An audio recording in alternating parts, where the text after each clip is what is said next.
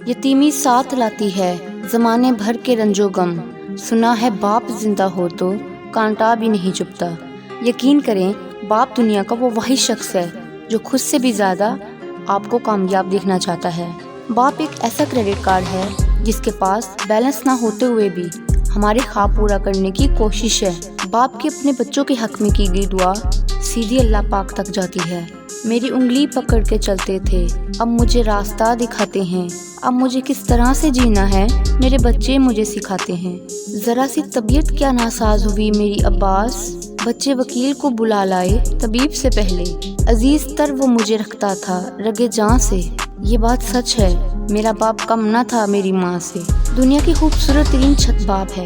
کبھی وقت ملے تو اپنے والدین کے چہروں کی طرف دیکھنا، آپ کو پتہ چلے گا کہ آپ کا مستقبل بناتے بناتے وہ خود کتنا ٹوٹ گئے ہیں۔ زندگی کی کہانی کا سب سے مشکل کردار باپ ہے، اور یہ ذمہ داری کو باپ کے سوا کوئی نہیں نبھا سکتا۔